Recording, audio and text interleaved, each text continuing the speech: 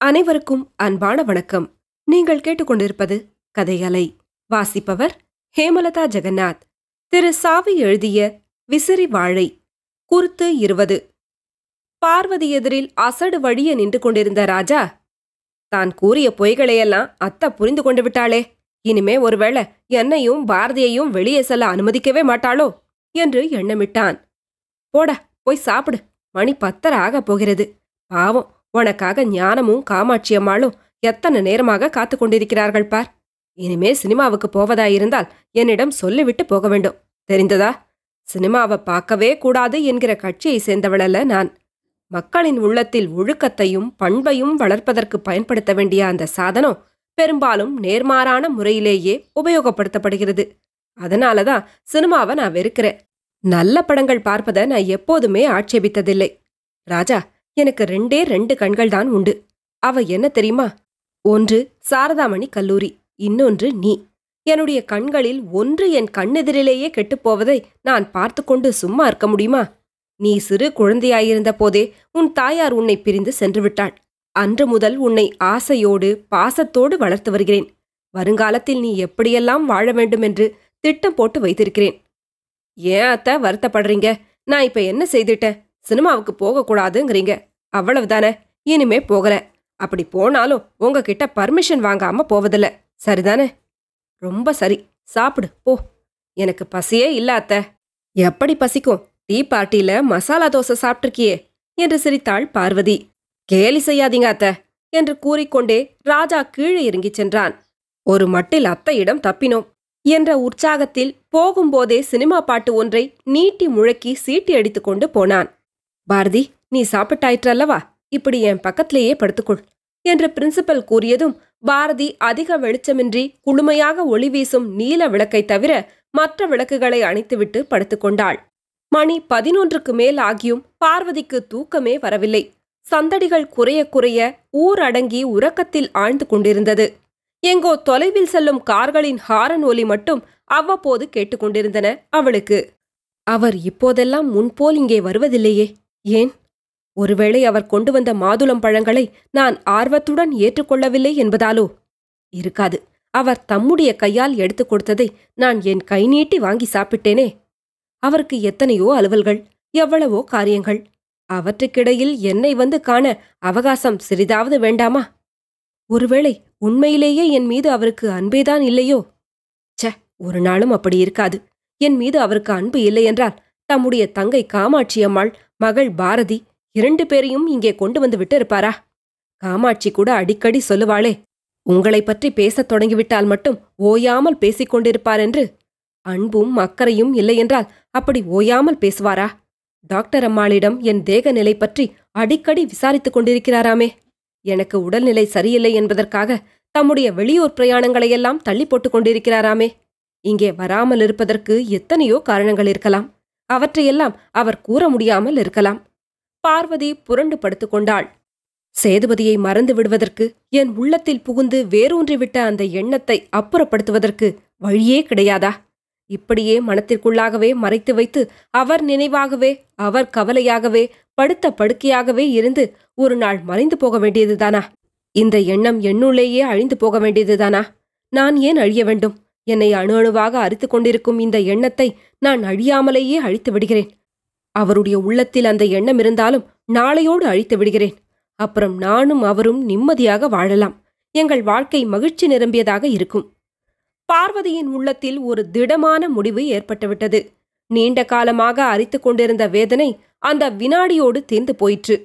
மிகுந்த நிம்மதியுடன் ஒரு பெருமூச்சு விட்டாள் அவள். கடிகாரத்தில் மணி 11:30 அடித்தது.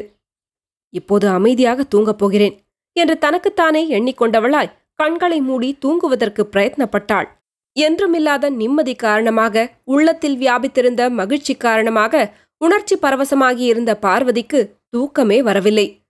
திடீரென்று கீழே காமாட்சி யாருடனோ மெல்லிய குரலில் ரகசியமாக பேசிக் கொண்டிருப்பது பார்வதியின் காதில் விழுந்தது.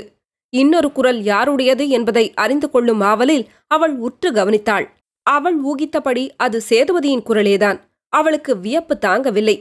மாடிப்படிகளில் யாரோ ஏறி வரும் ஓசை கேட்கவே பார்வதி கண்களை மூடிக்கொண்டு தூங்குவது போல் படுத்திருந்தாள். அறைக்கு வெளியே வந்து நின்ற சேதுபதியும் காமாட்சியும் ஜன்னலினூடே நிழல் உருவமாக தெரிந்தனர்.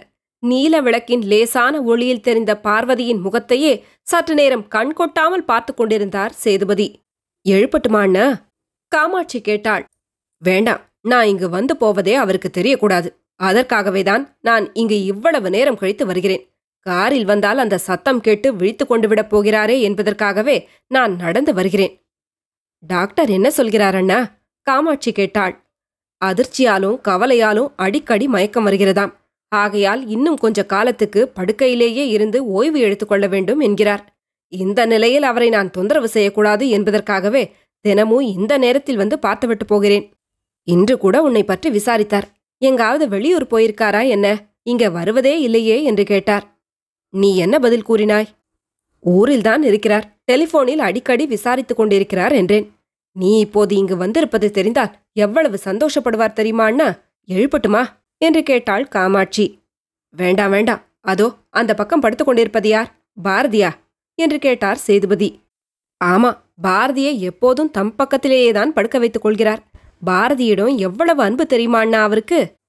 ஓ சரி காமாட்சி, நான் போய் வருகிறேன். பார்வதியின் உடம்பை ஜாக்கிரதையாக கவனித்துக்கொள். அதற்காகத்தான் உன்னையும் பாரதியையும் இங்கேயே இருக்கச் சொல்லியிருக்கிறேன். சேதுபதியும் காமாட்சியும் பேசியபடியே மாடிப்படிகளில் இறங்கிச் செல்லும் சத்தம் கேட்கிறது. தன் கண்களில் படர்ந்த நீர்த்துளிகளை துடைத்துக் கொள்கிறாள் பார்வதி. பொழுது விடிந்தது. காமாட்சி ஹார்லிக்ஸுடன் பார்வதியின் அறைக்குள் வரும்போதே, இன்றைக்கு எனக்கு இட்லி சாப்பிட வேண்டும் போல் இருக்கிறது. சாயந்தரம் 5 மணிக்கு எனக்கு 2 இட்லியும் கொஞ்சம் காரமாக தக்காளி பச்சடியும் செய்யச் சொல்லி ஞானத்திடம் சொல்லிவிடுங்கள் என்றாள் பார்வதி. அதெல்லாம் சாப்பிட்டால் ஜீர்ணமாகுமா? பேஷாக ஆகும். எனக்கென்ன ஜுரமா என்ன? ஆஸ்பத்திரியில் உள்ள நோயாளிகளுக்கு கூட இட்லி கொடுக்கிறார்களே என்றாள் பார்வதி. இட்லி என்றால் என் அண்ணாவுக்கும் ரொம்ப பிடிக்கும் என்றாள் காமாட்சி. முன்னொரு நாள் கூட சொல்லியிருக்கீங்க. இன்றைக்கு சாயந்தரம் உங்க அண்ணாவை இங்க வர சொல்ல போகிறேன். அவர் ஊர்ல இருக்காரா என்று கேட்டாள் பார்வதி. இருக்கிறார், நான் போன்ல பேசி அவரை வர சொல்லட்டுமா என்று கேட்டாள் காமாட்சி. வேணாம், அது மரியாதை இல்ல. இன்னும் கொஞ்ச நேரத்துல நானே அவரை போனில் கூப்பிட்டு பேசுகிறேன். அதுதான் மரியாதை என்றாள் பார்வதி. பார்வதி அவருக்கு போன் செய்த போது அவருடன் வேறு யாரோ பேசிக் கொண்டிருந்தார்கள். அரை மணி நேரம் கழித்து பார்வதி மீண்டும் டெலிபோன் செய்தபோது சேதுபதியின் குரல் கேட்டது. ஓ நீங்களா? வணக்கம். உங்கள் உடல்நிலை பற்றித்தான் இத்தனை நேரம் டாக்டர் அம்மாவிடம் பேசிக் கொண்டிருந்தேன். தங்களுக்கு துளி கூட கவலையே இருக்கக்கூடாதான். மனத்துக்கு நிம்மதியும் உடலுக்கு ஓய்வும் இருந்தா 6 மாதத்தில் குணமாகிவிடும் என்கிறார் என்றார் சேதுபதி. அப்படியா? ரொம்ப மகிழ்ச்சி. எனக்கு கூட அப்படித்தான் தோன்றுகிறது. இப்போது தங்களை நான் போனில் அழைத்தது கூட அதற்காகத்தான். உங்களிடம் ஒரு முக்கிய விஷயம் பேச வேண்டும். தயவு செய்து இன்று மாலை 5 மணிக்கு இங்கே வந்து போக முடியுமா? உங்களுக்கு சிரமம் கொடுப்பதற்காக மன்னிக்க வேண்டும். பணிவோடும் கனிவோடும் ஒலித்தது பார்வதியின் குரல். ஓ வருகிறேனே, இதென்ன சிரமம்? நானும் உங்களை பார்த்து வெகு நாள் ஆயிற்று. அடிக்கடி வந்து தொந்தரவு கொடுக்கக்கூடாது என்பதற்காகவே வருவதில்லை. மாலையில் அவசியம் வருகிறேன். ரொம்ப சந்தோஷம் என்று கூறி ரிசீவரை வைத்த பார்வதிக்கு மகிழ்ச்சி தாங்கவில்லை. ராஜா, இன்று மாலை பாரதியின் அப்பா இங்க வரப்போகிறார். டிஃபனுக்கு இட்லியும் காரமாக தக்காளி சட்னியும் போட சொல்லியிருக்கிறேன். நம் வீட்டு வாசல் தோட்டத்திலேயே காற்றாட உட்கார்ந்து பேசுகிறோம். 5 மணிக்கு அங்கே 2 நாற்காலிகள் போட்டு வைக்கச் சொல்லு என்றாள். ஆகட்டும் அத்த என்றான் ராஜா. மாலையில் சேதுபதியை சந்திக்கும்போது அவரை எவ்வாறு வரவேற்க வேண்டும், எப்படி உபசரிக்க வேண்டும், எவ்வாறு பேச்சைத் தொடங்கி முடிக்க வேண்டும் என்பது பற்றியெல்லாம் சிந்தித்து திட்டமிட்டு வைத்துக் கொண்டாள் அவள். மணி 5 அடிக்கும்போது சேதுபதியின் கார் உள்ளே வந்து கொண்டிருப்பதைக் கண்ட பார்வதி என்றுமில்லாத குதூகலத்துடன் அவரை வரவேற்க எழுந்து நின்றாள். தன்னை வரவேற்க தோட்டத்திலேயே காத்து கொண்டிருந்த பார்வதியை பார்த்து, நீங்களேன் கீழே இறங்கி வந்தீர்கள்? நானே மாடிக்கு வந்திருப்பேனே என்றார் சேதுபதி.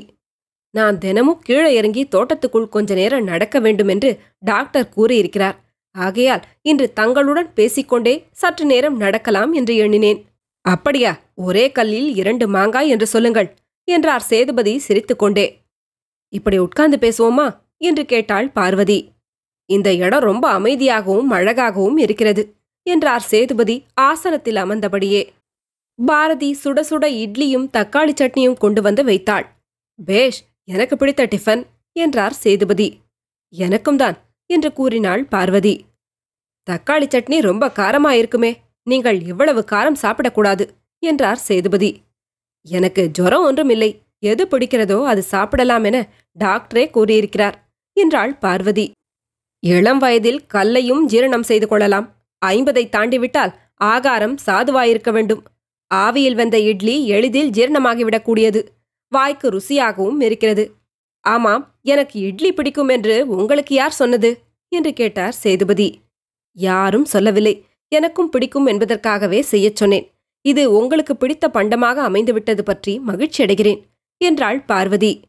இந்த இட்லியும் தக்காளி சட்னியும் ரொம்ப பொருத்தமாக அமைந்துவிட்டன, நல்ல காம்பினேஷன் என்றார் சேதுபதி. மண வாழ்க்கையும் இப்படி அமைந்துவிட்டால் எவ்வளவு நன்றாயிருக்கும் என்றார் பார்வதி. சேதுபதி அவளை ஏறிட்டு பார்த்தார். அந்த பார்வையில், நீங்கள் என்ன சொல்கிறீர்கள் என்ற கேள்வி தொக்கி நின்றது. தங்களிடம் இன்று ஒரு முக்கியமான விஷயம் பற்றி பேசப்போகிறேன். நான் கூறப்போவதை தாங்கள் முழு மனத்துடன் ஏற்றுக்கொள்வீர்கள் என்ற நம்பிக்கை எனக்கு இருக்கிறது என்ற பீடிகையுடன் பேச்சைத் தொடங்கினாள் பார்வதி. என்ன விஷயம் அது என்று நிதானமாக கேட்டார் சேதுபதி. திருமண விஷயந்தான் என்று கூறிவிட்டு பார்வதி சேதுபதியின் முகத்தையே கண்கொட்டாமல் கவனித்தாள். அவர் முகத்தில் எவ்வித வியப்பு குறியும் தோன்றவில்லை. சலனமற்ற அவர் முகம் எப்போதும் போல் அமைதியாகவே இருந்தது. தொடரும். கதையலை உங்களுக்கு பிடிச்சிருந்ததுன்னா உங்க நண்பர்களோடும் உறவினர்களோடும் பகிர்ந்துக்கோங்க. நன்றி.